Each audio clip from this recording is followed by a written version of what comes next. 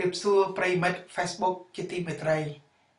ខ្ញុំបាទសូមណារ៉ូជាបណ្ឌិតវិទ្យាសាស្ត្រនយោបាយថ្ងៃនេះក៏សូមបង្ហាញមុខជាថ្មីម្ដងទៀតចំជាថ្ងៃទី6នៃយុទ្ធនាការឃោសនាបោះឆ្នោតហើយឃើញប្រជាពលរដ្ឋខ្មែរជាពិសេសអ្នកគ្រប់គ្រងនៃគណៈបកសង្គ្រោះជាតិមានទឹកចិត្តផលផុសខ្លាំងណាស់ហើយនៅរូបភាពដែលឃើញគួរឲ្យរំភើបបំផុតគឺនៅខេត្តតាកែវនៅខេត្តសៀមរាបនៅទីក្រុងភ្នំពេញនៅព្រៃវែងនៅកំពង់ចាមនៅបណ្ដាខេត្តដទៃទៀតគឺថាប្រជាពលរដ្ឋខ្មែរបានចេញមកគ្រប់គ្រងយ៉ាងសស្រាក់សស្រាំខ្លាំងណាស់ហើយនេះគឺជាកត្តាដ៏សំខាន់ដែលអាចជំរុញឲ្យវាមានចលនាឈានឡើងទៅរហូតដល់ទទួលបានជ័យជំនះចុងក្រោយនាថ្ងៃ28កក្កដាឆ្នាំ2013ខាងមុខនេះហើយមានសំណួររបស់បងប្អូនមួយចំនួនបានសួរមកខ្ញុំជាពិសេសប្រមូលផ្ដុំទៅលើចំណុចដូចជាតើប្រសិនជាគណៈបកសង្គ្រោះជាតិឆ្នះឆ្នោតតើប្រទេសកម្ពុជាមានសង្គ្រាមឬទេតើលោកហ៊ុនសែនគាត់អាចធ្វើដោយព្រឹត្តិការណ៍ថ្ងៃ5នៃ6ខែកក្កដាឆ្នាំ1997ដែរឬទេចំណុចនេះយើងយល់ថា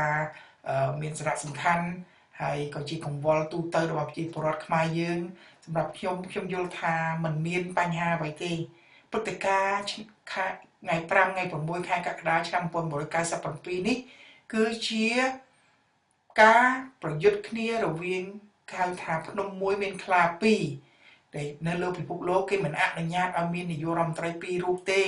ពីព្រោះពីររូបគឺថាយើងដឹងហើយដូចភាសាខ្មែរថាភ្នំមួយមានខ្លាពីរហើយខ្លាទាំងពីរគង់តែថ្ងៃណាខំគ្នាជាមិនខានដូចហើយនៅពេលដែលខំគ្នាហើយគឺខ្លាណាដែលខ្លាំងជាងគឺខ្លានោះនឹងឈ្នះហើយខ្លាមួយទៀតនឹងរត់គេចពីខ្លានឹងហើយអញ្ចឹងហើយតែការឈ្នះឆ្នោតរបស់យើងលើកនេះដោយសារកម្ពុជាយើងមានរដ្ឋធម្មនុញ្ញអស់ហើយមានច្បាប់ទម្លាប់អស់ហើយដូច្នេះនាយករដ្ឋមន្ត្រីមានតែមួយរូបទេអញ្ចឹងទោះបីតែហ៊ានប៉ូលីសដែលធ្លាប់នៅក្រោមបង្គាប់របស់លោកហ៊ុនសែនក៏ត្រូវតែវិលត្រឡប់មកនៅស្ថិតនៅក្រោមបង្គាប់របស់នាយករដ្ឋមន្ត្រីថ្មីដែលជារដ្ឋាភិបាលស្របច្បាប់អញ្ចឹងហើយអត់មានទាហានប៉ូលីសឯកជនមកពីណារបស់លោកណាទេអត់មានទេហើយទាហាននិងប៉ូលីសឯកជនគឺជាអំពើខុសច្បាប់ដែលมันអាចទទួលយកបានទេអញ្ចឹងហើយ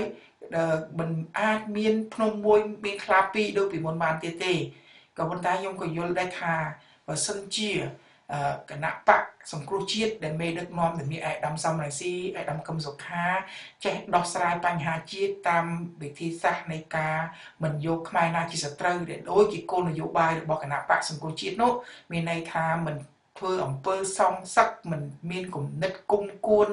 ហើយគិតតែពីរូបរួមគ្នាដើម្បីកសាងជាតិហើយគ្រាន់តែថាបើសិនជាជនណាដែលពុករលួយយកលុយលោកសម្បត្តិរដ្ឋយកមកធ្វើជាឯកជនដែលគេរកឃើញថាវាខុសច្បាប់ត្រូវតែយកមកវិញក៏ប៉ុន្តែជាទូទៅមិនគួរណាមានអំពើសងសឹកគ្នាទេពីព្រោះតែសងសឹកគ្នាវានាំទៅដល់អំពើសងសឹកជាបន្តទៀតហើយខ្មែរយើងតែមានពាក្យថាដែលព្រះពុទ្ធបានព្រះអង្គបានទ្រង់ប្រដៅថាពៀមិនរងាប់ដោយពៀទេបាទអញ្ចឹងមានន័យថាយើងត្រូវតែយក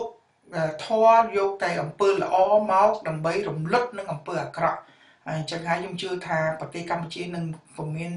សង្គ្រាមអ្វីទេគ្រាន់តែថាក្រោយបោះឆ្នោតអាចមានភាពរញ៉េរញ៉ៃបន្តិចបន្តួចធម្មតាទេអ្នកឈ្នះនិងអ្នកចាញ់បង្អួតខ្លួនរៀងខ្លួនហើយអញ្ចឹងហើយវាអាចមានបញ្ហាដែលថាប៉ះទង្គិចគ្នាតិចតួចប៉ុន្តែខ្ញុំជឿថាភាពឆ្លៀសវៃនៃមេដឹកនាំរបស់សង្គ្រោះជាតិក្នុងការដោះស្រាយបញ្ហាឲ្យបានធានាស្ថិរភាពសង្គមក៏ដូចជាសន្តិសុខជាតិបាទអញ្ចឹងនេះជាចំណុចទី1ចំណុចទី2មានសំណួរក៏សួរអំពីគោលនយោបាយ7ចំណុចរបស់គណៈបក្សសង្គ្រោះជាតិនេះតើអនុវត្តបានឬទេតើបានលុយមកពីណាដែលដើម្បីយកមកដើម្បីដែលថាជូនប្រាក់ខែដល់មន្ត្រីរាជការម្នាក់1លានរៀលឬ$250ចាស់$40000រៀលគឺឬ$10ហើយកម្មករ$60,000រៀលហើយក៏ដូចជាឲ្យយុវជនខ្ចីលុយ ក៏ដូចជាការបញ្ចុះថ្លៃសាំងការបញ្ចុះថ្លៃស្រូវអីជាដើមអញ្ចឹងចំណុចទាំងអស់នេះខ្ញុំសូមជម្រាបថាខ្មែរយើងអាចមានលទ្ធភាពក្នុងកម្រិតសេដ្ឋកិច្ចបច្ចុប្បន្ននេះអាចមានកម្រិតអាចអនុវត្តបានកុំឲ្យតែប្រាក់ខែមន្ត្រីរាជការរហូតដល់$500ឬ$1000គឺទៅមិនទាន់រួចទេតែ$250មានលទ្ធភាពធំណាស់ខ្ញុំលើកឧទាហរណ៍តែមួយទេយើងអាចដឹងហើយគ្រាន់តែដីបឹងកក់ដែលមានជាង100ហិកតាហើយជាដីល្អណាស់ដីថ្លៃណាស់1ការ៉េអត់តិចជាង$2000ដល់$3000ទេបច្ចុប្បន្ននេះរដ្ឋាភិបាលគ្រាន់តែដាក់ដេញថ្លៃដីនេះទៅឲ្យឯកជនអាចប្រមូលប្រាក់បានមិនតិចជាង$2000លានទេហើយលុយខ្លះយើងយកទៅជួយទៅដល់បងប្អូនជនរងគ្រោះខ្មែរដែលរស់នៅតំបន់បឹងកក់ហ្នឹងឲ្យគ្នាមានលទ្ធភាពសាងសង់ផ្ទះរស់នៅតាំងទីលំនៅនៅនឹងកន្លែងហើយនៅសល់លុយ$1500លានទៀតអាចបើកប្រាក់ខែឲ្យមន្ត្រីរាជការបានយ៉ាងតិចក៏5ដល់6ឆ្នាំដោយមិនចាំបាច់រកលុយពីណាមកផ្សេងទេហើយនេះគ្រាន់តែជាដីមួយដុំទេជុំដីច្រើនណាស់ដីដែលមានតម្លៃឧទាហរណ៍តំបន់សេដ្ឋកិច្ចពិសេសអស់លោកដឹងហើយតំបន់សេដ្ឋកិច្ចពិសេសគឺជាតំបន់ដែលរដ្ឋាភិបាលអនុញ្ញាតឲ្យមានការរត់រួចពន្ធដល់ចឹងហើយមានរោងចក្រសហគ្រាសជាច្រើនបុកចូលទៅ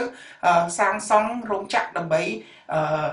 ធ្វើជាតំបន់ដែលថារួចពន្ធនឹងនាំចេញទៅក្រៅតែរដ្ឋាភិបាលអនុញ្ញាតឲ្យតែពួកគ្រួសារក្រុមនិយមរបស់ខ្លួននឹងដើម្បីបង្កើតតំបន់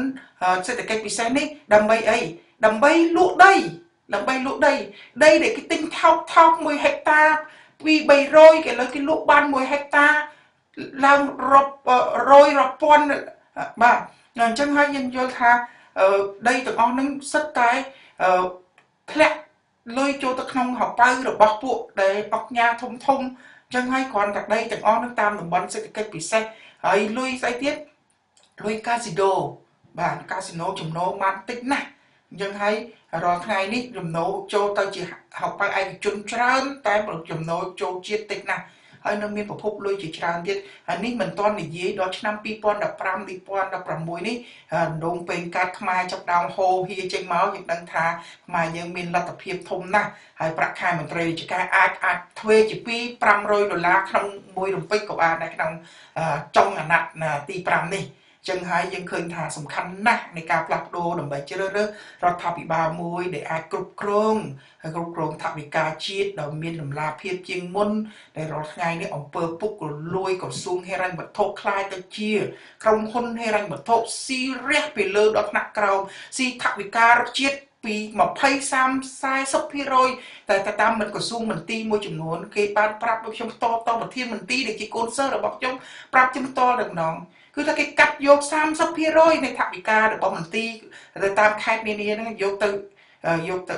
ដើម្បីចិញ្ចឹមថ្នាក់លើហ្នឹងក្រសួងហិរញ្ញវត្ថុហើយខ្ញុំសួរថាតើហេតុអ្វីមិនតវ៉ាគេថាតវ៉ាមិនដឹងឈ្នះឬចាញ់ទេប៉ុន្តែបើចាញ់មានច្រើនណាស់មានន័យថា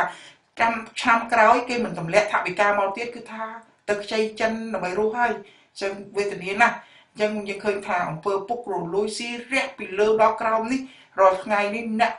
មានគួរឲ្យភ័យខ្លាចហើយអ្នកក្ររកបាយស៊ីមិនបាននេះវាធ្វើឲ្យអយុត្តិធម៌សង្គមខ្លាំងក្លាណាស់ហើយប្រព័ន្ធតុលាការមិនដោះស្រាយភាពអយុត្តិធម៌សង្គមនេះទៀតធ្វើឲ្យអ្នកដែលទុនខ្សោយកាន់តែលំបាកវេទនាក្នុងការរស់នៅជាមួយនឹងសង្គមមួយដែលមានការរីកចម្រើនតែខ្លួនមិនបានរីកចម្រើនដូចគេដូចឯងបានទេបាទចឹងហើយចំណុចនេះខ្ញុំយល់ថានៅមានលុយប្រភពលុយច្រើនណាស់នេះមិនទាន់និយាយអំពីដីធ្លីយើងមិនមែនថាដីដើម្បីបង់ពន្ធដីសម្រាប់កសិករទេកសិករមានដីក្រោម20ហិកតា30ហិកតាមិនចាំបាច់បង់ពន្ធទេតែមានអង្គការដែលមានដីរាប់ពាន់រាប់ម៉ឺនរាប់សែនហិកតាគួរតែបង់ពន្ធបាទពីព្រោះគាត់រកស៊ីបានចំណេញណាស់ហើយគាត់ដាំចំការកៅស៊ូគាត់ធ្វើអីហើយយើងឃើញនៅចំការកៅស៊ូរដ្ឋដែលរាប់សិបចំការកៅស៊ូក្រុមហ៊ុនចំការកៅស៊ូបានคล้ายទៅជារបស់ឯកជនអស់ហើយឯកជននេះសុទ្ធតែបពពួកគ្រួសាររបស់ក្រុមលោកហ៊ុនសែនជាមួយនឹងអ្នកមានអំណាចធំហ្នឹងអញ្ចឹងហើយវាទៅជាការកៅស៊ូបរដ្ឋបាត់អស់លីងហើយឥឡូវនេះអញ្ចឹងបានខ្ញុំថាសំខាន់ណាស់លុយអាចរកមកបានច្រើន mình men cầmតែប្រាក់ខែ$250ប៉ុណ្ណឹងទេខ្ញុំជឿថាមានលទ្ធភាពកើនឡើងហើយចុងអាណត្តិអាចធ្វើឡើងជា2រហូតដល់500ឬក៏$700ទៀតផងអានេះមានជំនឿជាក់យ៉ាងនេះបាទហើយដូច្នេះថ្ងៃនេះខ្ញុំក៏ជម្រាបរ៉ាយរាប់រឿងហ្នឹងម្សិលមិញក៏បាននិយាយអំពីបញ្ហាលោកហងលីពេលវេលាខ្លីក៏ខ្ញុំនិយាយខ្លីទេមិនបានស៊ីជម្រៅទេហើយក្នុងខ្ញុំក៏បាននិយាយថាមានកូនអុកមួយទៀតដែលលោកហ៊ុនសែនក៏ប្រើប្រាស់ដើម្បីវាបហាទៅលើលោកក្រុមលោកជាស៊ីមនិងលោកសខេងនោះគឺគាត់ប្រើលោកសុកអានហ្នឹងឯងលោកសុកអានគឺជាមនុស្សដែលពូកែបាទថាអញ្ចឹងហើយលោកសុកហ៊ុនសែនបានប្រគល់ដាវអាញាសឹកអំណាចទៅឲ្យលោកសុកអានដើម្បីធ្វើគ្រប់កិច្ចការទាំងអស់នៅក្នុងនឹងគេថាគោលដៅធំពីរទី1គឺដើម្បីកាត់បន្ថយកម្លាំងរបស់ខាងហ៊ុនស៊ិនប៉ិចដែលក្នុងអាណត្តិទី1ហ្នឹងជាមួយនឹងទី2ហ្នឹងជាពិសេសគឺក្នុងអាណត្តិទី2នេះគឺដើម្បីកាត់បន្ថយនិងបំបែកកម្លាំងនៃពីក្រុមលោកជាស៊ីមនិងលោកសខេងហ្នឹងឯងអញ្ចឹងលោកសុកអានកាលនោះយើងដឹងស្រាប់ហើយអ្នកណាក៏ដឹងក៏ឮដែរគឺថាលោកសុកអានមានអំណាចខ្លាំងណាស់ក្នុងផ្នែកស៊ីវិលលោកហុកឡុងឌីមានអំណាចខ្លាំងដោយអាជ្ញាសឹកខាងផ្នែកប៉ូលីសហើយចំណែកលោកសុកអានខាងផ្នែកស៊ីវិលហើយមន្ត្រីរាជការក្រុមបុគ្គលតុលាការអីទាំងអស់គឺថាលោកសុកអានគឺជាអ្នកគេថាគ្រប់គ្រងពីលើហ្នឹងអញ្ចឹងយើងយល់ថាដោយសារការប្រគល់ដោយអាជ្ញាសឹកនេះលោកសុកអានមានអំណាចធំធេងណាស់ហើយយើងធ្លាប់ដឹងហើយលោកសុកអានកាន់ម្ដងមកចង់20អង្គភាពនឹងក្រសួងនោះជាងលើសជាងនឹងទៀតចឹងហើយការងារគ្រប់បែបយ៉ាងប្រមូលផ្ដុំលើគាត់ម្នាក់ឯងហើយអស្ចារ្យគឺថាឆ្នាំ2003 2004ដែលរៀបចំគណៈរដ្ឋមន្ត្រីនេះតែតាមដែលខ្ញុំដឹងគឺថាលោកសុកអានក៏មានចំណែកធំណាស់ក្នុងការរៀបចំបញ្ជីគណៈរដ្ឋមន្ត្រីហាក់ដូចជាគាត់ជានាយករដ្ឋមន្ត្រីអញ្ចឹងដែរដោយសារលោកហ៊ុនសែនក៏ត្រូវការប្រើប្រាស់កម្លាំងលោកសុកអានដើម្បីហៅថាបំបែកកម្លាំងរបស់លោកសខេងនិងជាស៊ីមនឹងឯងបន្ទាប់មកជោគជ័យមកហើយដែលម្សិលមិញខ្ញុំបាននិយាយថាលោកហ៊ុនសែនចាប់បានដកដល់អាញាសឹកពីហុកឡុងឌីនិងសុកអានមកវិញក៏មិនតែហុកឡុងឌីមានះមិនព្រមហើយក៏ត្រូវវិនិច្ឆ័យចំណែកលោកសុកអានដែលជាបញ្ញវន្តគាត់ដឹងកលៈទេសៈគាត់ដឹងប៉ុន្តែទោះជាយ៉ាងណាការដកអំណាចពីគាត់យ៉ាងខ្លាំងយ៉ាងលឿនហើយ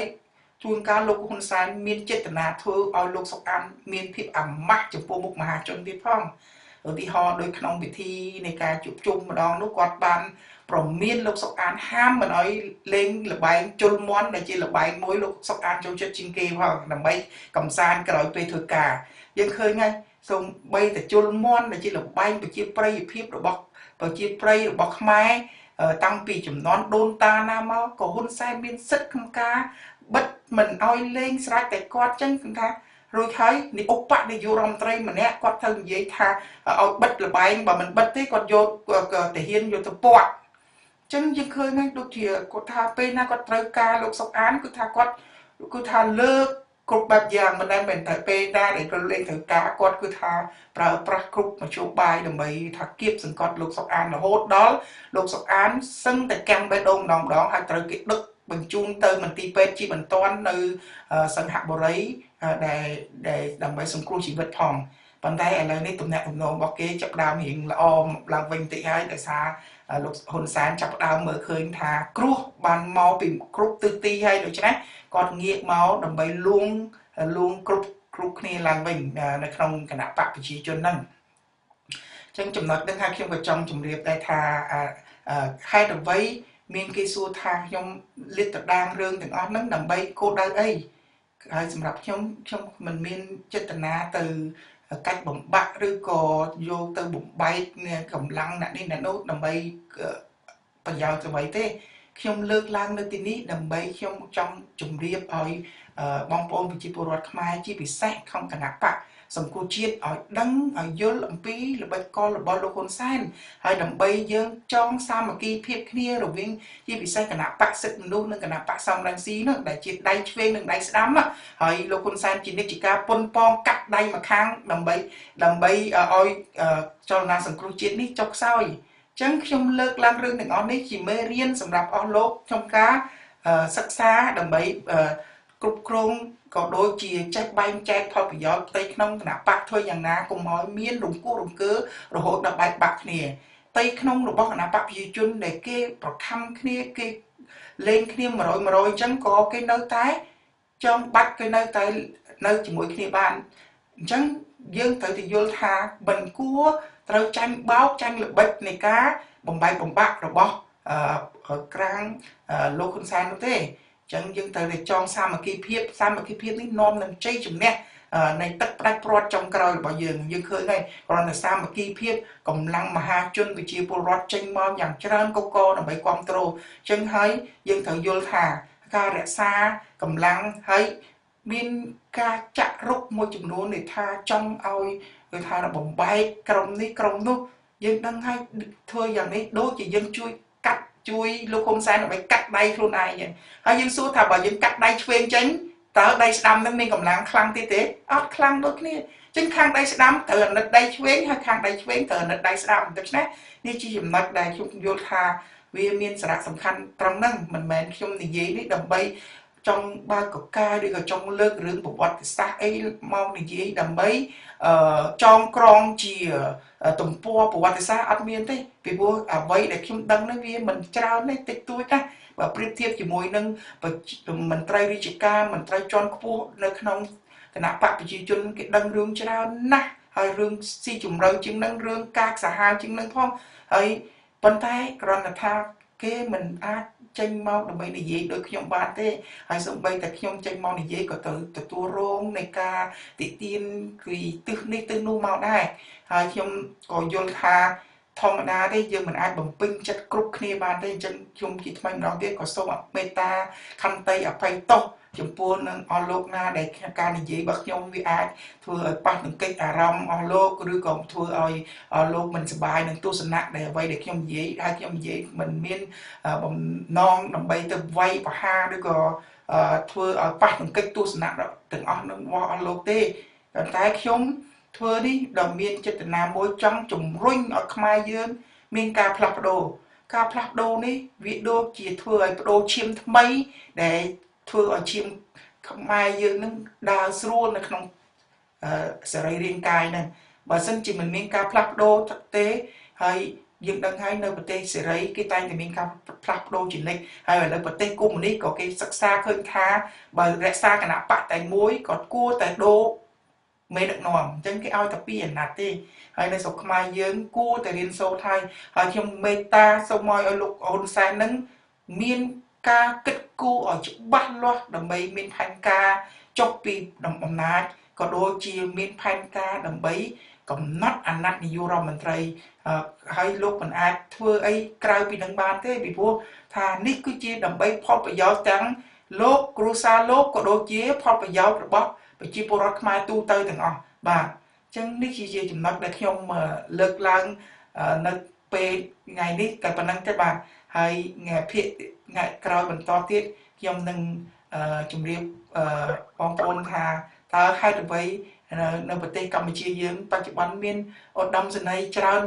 យ៉ាងនេះដែលខ្ញុំបានលើអាយដាមសំរងស៊ីលោកបានលើកឡើងថាមានរហូតដល់ប្រមាណពាន់អ្នកអីហ្នឹងតែអញ្ចឹងយើងត្រូវយល់ថាមានមូលហេតុអ្វីខ្លះខ្ញុំនឹងជម្រាបនៅថ្ងៃស្អែក